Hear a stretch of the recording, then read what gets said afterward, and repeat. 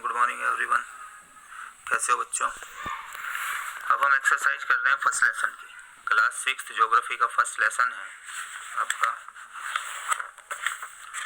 First lesson की बात करें, the earth in the solar system, उसकी एक्सरसाइज करते हैं बच्चों। देखिए पहला क्वेश्चन दिया हुआ है, पेज नंबर 11 खोल लीजिए अपनी बुक में। Tick the correct option for the statement. Statement के लिए सही ऑप्शन पे आपने टिक करना है। पहले क्या पूछा है, इन ए मंथ, एक महीने में, द फुल मून, पूर्ण चंद्रमा, कैन बी सीन, देखा जा सकता है, ओनली वंस, केवल एक ही बार देखा जा सकता है महीने में पूरे चंद्रमा को।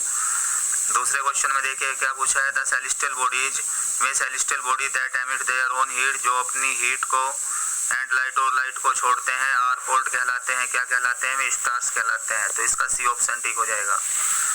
फिर थर्ड में देखिएगा, द ग्रुप ऑफ 7 स्टार्स का ग्रुप इज कोल्ड कहलाता है, उर्स मेजर कहलाता है बच्चों। इसका भी ऑप्शन सही हो जाएगा। फोर्थ में, the planet earth gets all heat and light, सारी हीट और लाइट को प्राप्त करता है फ्रॉम द सन, सूरज से। तो सन की हीट एंड लाइट में अर्थ पे रोशनी रहती है।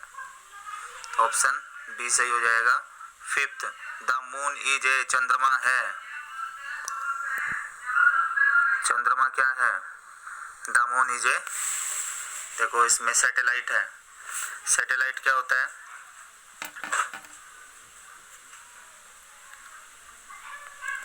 बताइए। जो प्लेनेट के चारों तरफ घूमता हो, पृथ्वी के चारों तरफ जो चीज घूम रही है, जैसे वो सैटेलाइट कहलाएगी यहाँ पर। तो मून जो है वो पृथ्वी के चारों तरफ घूमता है।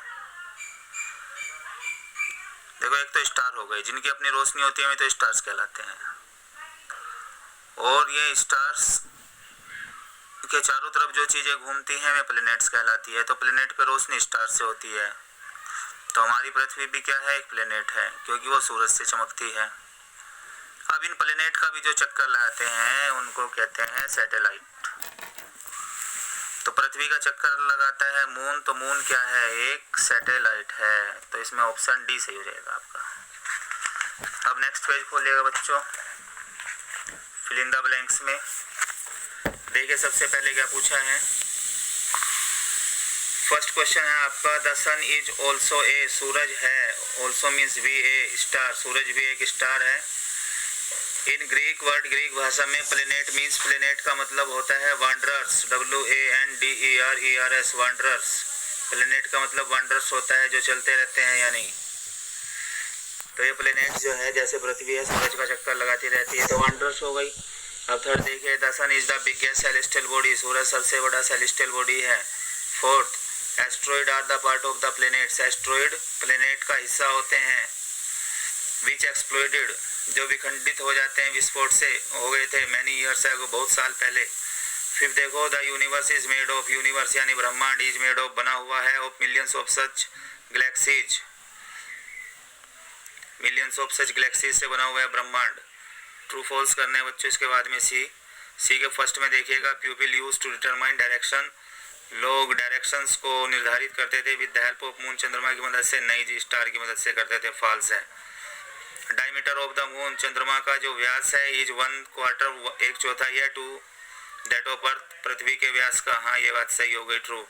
Asteroid are found between the orbits of Jupiter and Saturn, Jupiter और सैटर्न के ऑर्बिट में पाया जाता है क्या एस्ट्रॉइड्स? नहीं जी गलत बात है, फॉल्स हो जाएगा। मेट्रोइड्स आर स्मॉल पीसेज, मेट्रोइड्स छोटे टुकड़े होते हैं ऑफ रॉक्स, चट्टानों के, which move around the moon, जो पृथ्वी चंद्रमा के चारों तरफ घूमते हैं, नहीं है सूरज के चारों तरफ घूमते हैं, फॉल्स है बात। फिफ्थ में देखिए, solar system is a part of milk way Galaxy, solar system एक हिस्सा है मिल्की वे गैलेक्सी का। हाँ जी ट्रू हो गया। अब इसके बाद में बच्चों डी की बात करते हैं। What do you mean by celestial body, celestial body से आप क्या समझते हैं? तो आगे लिखा है आंसर पेज नंबर 5 पर।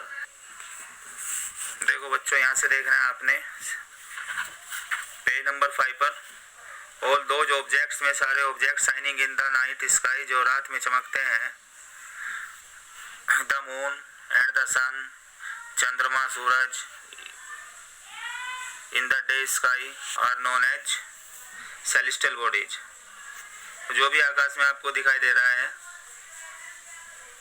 रात में, दिन में, सब क्या है? सेलेस्टियल बॉडीज है।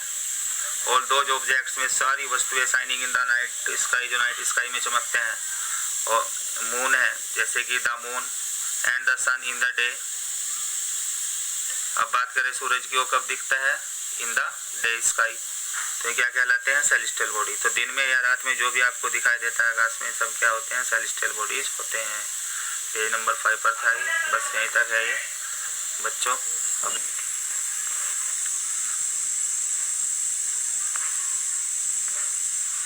अब ये देखो बच्चों, सेकंड क्वेश्चन है डी का second, what are stars made up of? Stars किस चीज के बने होते हैं? Stars are made up of gases. Stars gas के बने होते हैं, यही आंसर लिख देंगे एक लाइन।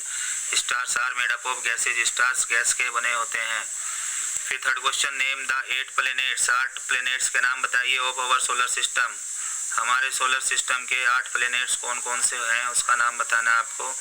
तो इसके लिए बच्चों आप क्या करेंगे, पेज नंबर 11 पर जाइए।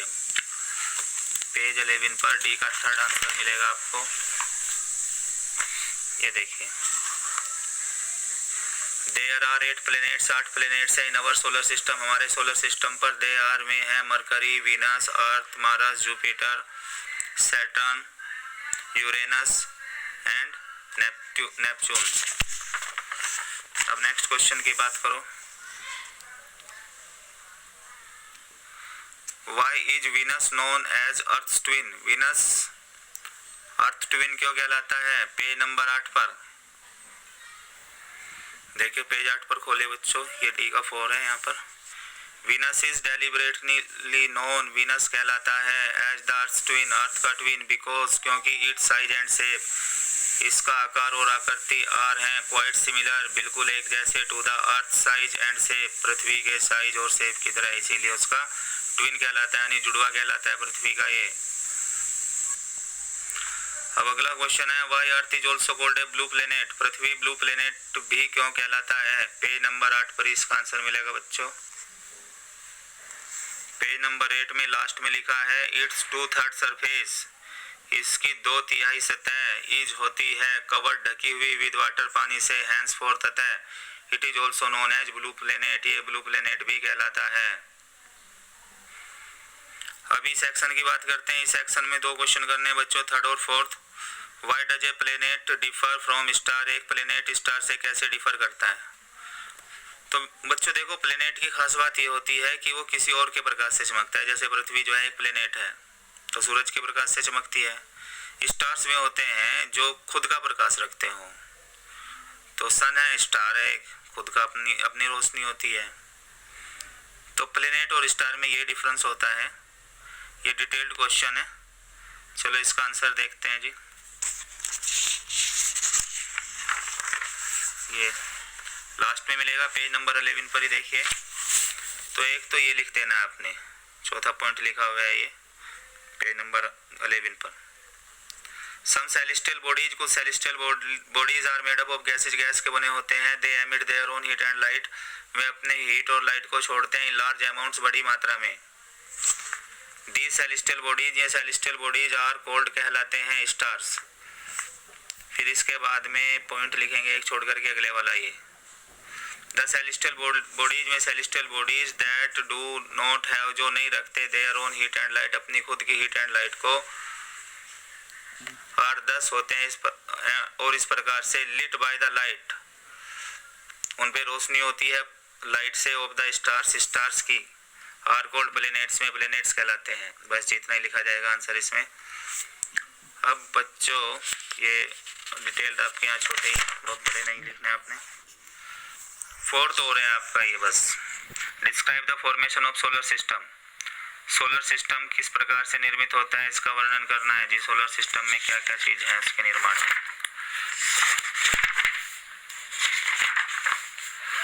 देखो पेज नंबर 7 पर है बच्चों, सबसे ऊपर हेडिंग पड़ी हुई है, बस ये 2 लाइनें लिखनी है ऊपर की। पेज 7 पर ऊपर की 2 लाइनें। The solar system is formed, बनता है बाय सन, सूरज से, एंड 8 प्लैनेट्स, और 8 planet, satellite and some other celestial bodies. 8 planet और दूसरी सेलेस्टियल बॉडीज से, नोन एज एस्ट्रॉइड, जिन्हें एस्ट्रॉइड और मेट्रॉइड्स कहते हैं। इट इज ऑफन कॉल्ड, ये अक्सर कहलाते हैं सोलर फैमिली, एक solar family, with the sun as its head, इसका सूरज क्या होता है? मुखिया होता है। बस जी बच्चों, ये आपके चैप्टर का एंड हो गया और कुछ नहीं करना है इसमें। अब नेक्स्ट चैप्टर को नेक्स्ट वीडियो में डिस्कस करेंगे।